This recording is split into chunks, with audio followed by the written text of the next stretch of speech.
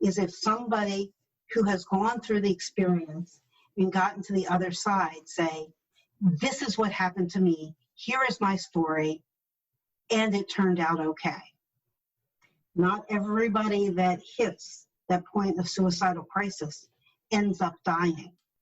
There is a theoretical number of perhaps 400 physicians a year kill themselves. We actually really don't know how many that is. But we certainly don't know how many physicians think about it and don't do it and how they survive that. Why don't we know the number of physician suicides?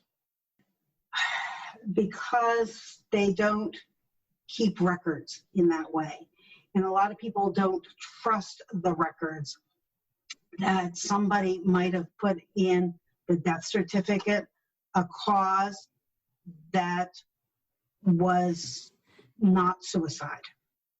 And there's good reasons why people do that, that there's the fear of if suicide is listed as a potential cause, how that will reflect on a family, or whether they will get death benefits, and whether the spouse and the children would survive.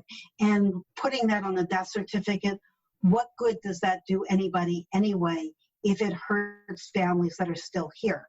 Yeah. So I understand why that is. And then just when you go look at death certificates of cause of death, we're terrible at it. There is a significant percentage of death certificates when they do the autopsy, the initial listed cause of death was not it. So it isn't a good marker.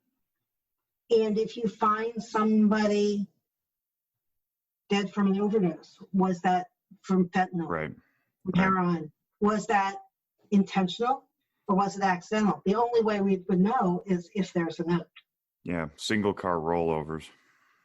Yeah, so we don't know because the way the statistics are kept, a lot of times every state is individual.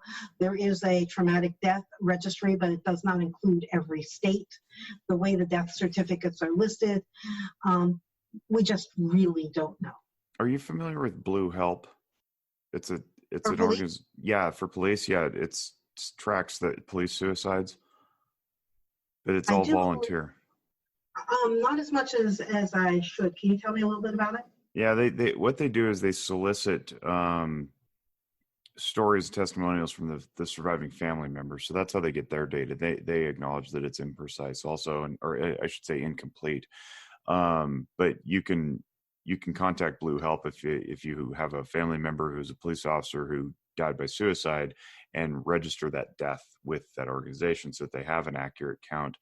I'm wondering if maybe the emergency medicine or just the physician community in general needs something like that. Maybe that traumatic death registry can, do more to encourage volunteer submissions. So this is an interesting point of contention in people who are in this community. Actually knowing the number does nothing for me. I don't care if it's 1 or 100. People do, and I think data is important. That is just not where my heart is. Where my heart is in the prevention side. Yep. And I think that in the stories that we've been talking back and forth here, we know that being a physician somewhere along the line is going to be a rough road because you're a physician. It could be malpractice, it could be addictions, it could be a sick family member, it could be an error, it could be financial crisis. I mean, right now, COVID has shut down a lot of offices. People are furloughed. Yeah, when I started, I thought that with COVID, it's like, well, at least it's job security. It's not, right, because people aren't coming to the emergency department, and emergency physicians are being laid off. Their hours are being cut. And that financial drain is a huge stress. And I think that if we started earlier, like in medical school, college, high school, saying life is hard and things are going to happen to you, maybe not all of you, but a great percentage, something is going to happen. And you need to be prepared on how you're going to handle that crisis psychologically and emotionally. And we're doing the opposite. We're doing the opposite. But if we say it's going to happen, without a doubt, as an emergency physician, bad things are going to happen to you that are going to stress you out. Whether that's the Boston bombing was one, or whether that is a needle stick with a high-risk individual who has HIV. Things are going to happen to you that affect your mental health, your ability to sleep, your ability to interact with other people. And if you have a plan of how to deal with that, you are going to be so much better off than I was without a plan, because I just walked right down that suicide journey, which was scary, but it was also comforting because I had decisions. Are they really not doing that these days? I mean, you're on a council that, governs resident directors, or at least, it's an association. Like, are they really not doing that in medical school? I know they're not doing it in the lower grades, K through 12. I mean, like I said, it's the exact opposite. We're teaching kids that they shouldn't be facing trials and tribulations. Like, we're trying to protect everybody and keep them like psychologically safe, rather than teaching them how to endure and push through. But I can't believe that's not happening in med school. Really? So wow. from K to graduate school, depending where you are, there may or may not be programs involved. What happened in medical education really had a tipping point in 2014. That was when everything changed. And in 2014, that summer, 2 interns jumped from buildings in New York City and killed themselves. It was about a week apart. And 20 years ago, it was easy to keep things quiet because the internet didn't exist. Right. People could, the news, there might be gossip, but having things out in the paper and out on TV was very limited. Now having, blogs and YouTubes, it's very easy to circumvent the traditional forms of communication. And when those 2 interns died, there was a significant outcry about this, and ideas of, is this a moral injury? Is this overwork? Is this a toxic medical education? Is this that there's a lot of depression and anxiety? We're not attending to the mental health of medical students and residents. Could be all of that, but we didn't know because we didn't ask the question of what was happening.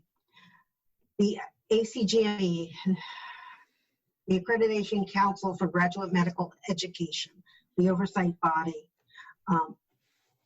put some effort, significant effort, that this should not happen. We have to address wellness. And for the residencies, there's now wellness requirements. In that, there are 3 specific for mental health. One is having 24/7, 365 access to physical and mental health emergency help.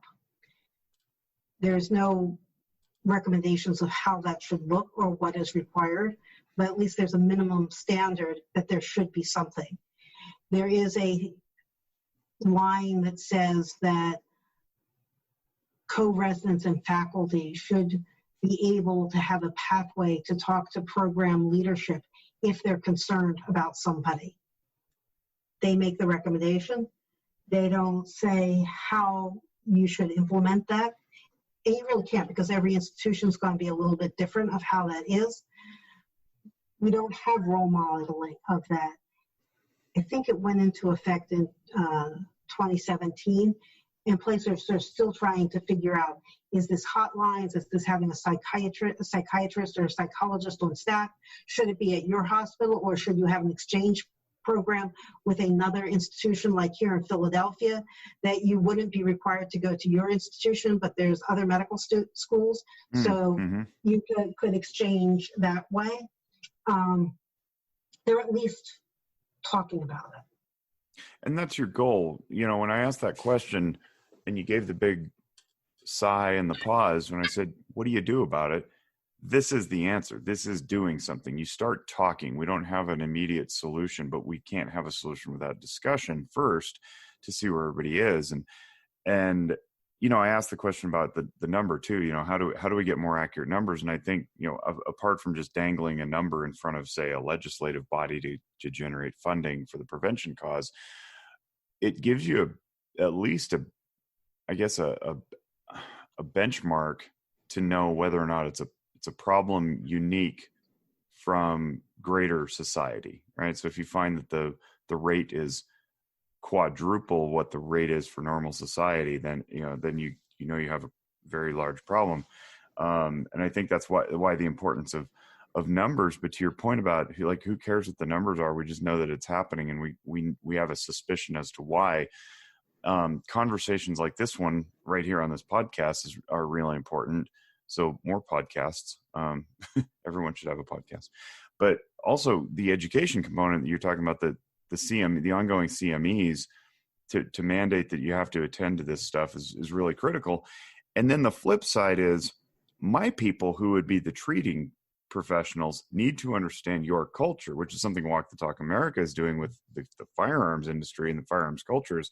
We need to demystify the counseling process, and take away some of the misinformation so that people can go seek help. And it doesn't necessarily need to be professional level, one-on-one talk psychotherapy.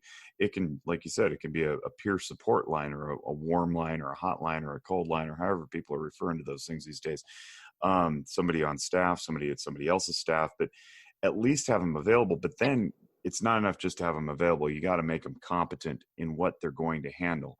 Because I can say with a high degree of confidence that coming out of school, we were taught about many quote unquote sensitive subjects. And they were, finances, sexual activity, sexual orientation, disease, and illness. Suicidal ideation is another sensitive subject that common citizens don't discuss in the grocery store or at the family barbecue. And we as professionals need to be comfortable in handling those topics. Well, two of them certainly are not. Well, three, I can throw in the military there, are not military competence about culture in the military, firearms ownership competence, physician competence, and then I can just throw in the one that you mentioned too, pilots. I see that on Psychology Today as somebody's specialty area that they can check the box for, competent in aviation. What does that even mean? Well, not now, as I've gotten into this, I get it. There's a uniqueness to the profession, unique, almost like there's a uniqueness to being gay, lesbian, transgender, and having to come out of the closet and go through that whole process. You got to understand the culture. You can't just take a swing at it because if you miss, you push somebody away, possibly forever, from care that they absolutely need. So my clinical community needs competence training. I mean, I would love to sit through a class where you just describe what you described about the culture of your environment on a daily basis and the pressures that you face, but in greater detail and depth, and then have some vignettes that we work through so that we can handle it with some level of fluency and not be treating you just as a run-of-the-mill person who doesn't have added additional pressures due to your occupation. That's the solution for now, I guess, in my opinion. And you're doing it. You're having the conversation. You got a bunch of organizations working on it. I do want to go back to that because there are things that we can do right this minute. Absolutely right this minute. One of them is most residents, medical students a lot of physicians work in hospital settings, and there's employee assistance programs, EAP. Mm-hmm.